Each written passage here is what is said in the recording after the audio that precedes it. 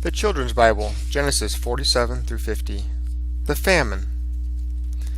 So Joseph placed his father and his brothers in the best of the land of Ramses, as Pharaoh had ordered. Joseph provided his father, his brothers, and all his father's household with bread, according to the size of the families.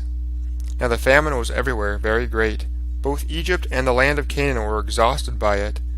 So Joseph gathered from the people all the money that was in the land of Egypt and in the land of Canaan, in exchange for the grain that he sold them. Joseph brought the money into Pharaoh's house. When the money failed in the land of Egypt and in the land of Canaan, all the Egyptians came to Joseph, saying, "Give us bread! Must we die before your eyes because the money has lost its value?" Joseph said, "Give your cattle, and I will give you bread for your cattle." So they brought their cattle, and Joseph gave them bread in exchange for horses, flocks, and herds, and for donkeys. During that year he fed them with bread in exchange for their cattle. When the year was ended, they came to him the second year, saying, "We will not hide from our Lord, since our money is gone, and my Lord has our herds of cattle. There is nothing left in the sight of my Lord except our bodies and our land.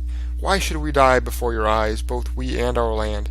Buy us and our land for our bread, that we may live and not die, and that our land may not be barren." So Joseph bought all the land of Egypt for Pharaoh. Every Egyptian sold his field, for the famine prevailed over them, and all the land became the property of Pharaoh. The people he removed to cities from one end of the border of Egypt to the other. Only the priests kept their lands, for Pharaoh had assigned them a portion of food, and they lived on the portion Pharaoh had given them. The priests, therefore, did not sell their lands. And Joseph said to the people, "Now I have bought you, and your land is for Pharaoh. So here is seed for you, and you shall sow the land. When the harvest time comes, you will give the 5th part of the harvest to Pharaoh, and 4 parts shall be your own for seed for the field, and for your food, and for the food of your little ones." "You have saved our lives," they said. "Let us find grace in the sight of my Lord, and we will be the servants of Pharaoh." So Joseph made it a law over the land of Egypt that Pharaoh should have the 5th part of the harvest of the land, except from the land of the priests. Jacob lived in the land of Egypt for 17 years until he became a very old man. And when he was about to die, he called his son Joseph and said, "If I have truly found grace in your sight, deal kindly and truly with me. Do not bury me in Egypt, I pray you. Let me lie with my fathers. Carry me out of Egypt, and bury me in their burying place. Bury me where they buried Abraham and Sarah, his wife, where they buried Isaac and Rebekah, his wife, and where I buried Leah." Joseph said, "I will do as you have said." "Swear to do as I wish," said Jacob. So Joseph swore to him, and Jacob bowed himself upon the bed's head. Then he said to Joseph, "Behold, I will die soon, but God shall be with you, and will bring you again to the land of your fathers." Then Jacob called his 12 sons, and said, "Gather yourselves together, that I may tell you what will happen to you in the days to come. Gather and hear me, sons of Jacob, and hear Israel your father." Jacob, who was called Israel, told how the 12 tribes of Israel would descend from his 12 sons, and he spoke to each of the sons in return: Reuben, Simeon, Levi, Judah, Issachar, Zebulun, Benjamin, Dan, Naphtali, Gad, Joseph, and Asher. He foretold that Judah's tribe would be the one which all the others would praise, bowing down before it, and he blessed every son with a blessing. Then Jacob gathered up his feet into the bed, and yielded up the ghost, and was united with his people. Joseph fell upon his father's face, and wept upon him, and kissed him. Then he commanded his servants, the physicians, to embalm his father. The physicians embalmed Israel, and then the Egyptians mourned for him 60 days.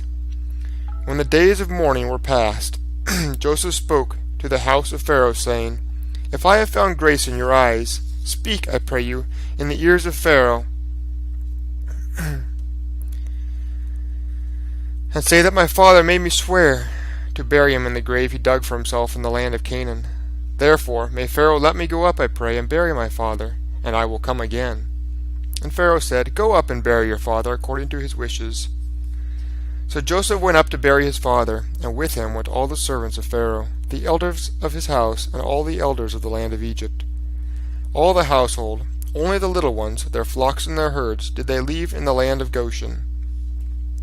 Also chariots and horsemen went up with him. It was a very great caravan.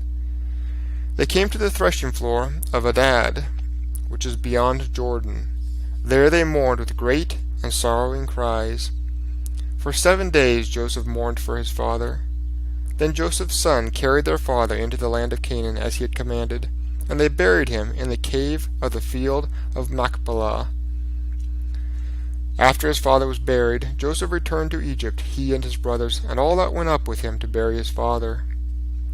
Now that their father was dead, Joseph's brothers said, "What if Joseph should ever hate us? He would surely return to us evil for all the evil that we did to him." So they sent a messenger to Joseph, saying, "Before his death your father spoke to us, saying, 'You shall say to Joseph, Forgive the trespass of your brothers and the sin which they committed when they did evil to you.'" Joseph wept when they spoke to him, and his brothers went to him and fell down before his face and said, "Behold, we are your servants." "Fear not," said Joseph, "am I here in the place of God? You meant evil against me, but God meant to turn it to good, and to bring to pass what is today, to keep many people alive. Therefore have no fear, I will nourish you, you and your little ones." Then he comforted them and spoke kindly to them. Thereafter Joseph dwelt in Egypt, he and his father's house. He lived to see Ephraim's and Manasseh's children and grandchildren. And when he was 110 years old, Joseph said to his brothers, "God will surely visit you after my death, and will bring you out of this land, into the land which he promised to Abraham, to Isaac, and to Jacob." And Joseph exacted a promise from the children of Israel, saying, "God will surely visit you, and you shall carry my bones away from here." Joseph was an old man when he died, but less old than his father had been. He was embalmed and put in a coffin in Egypt.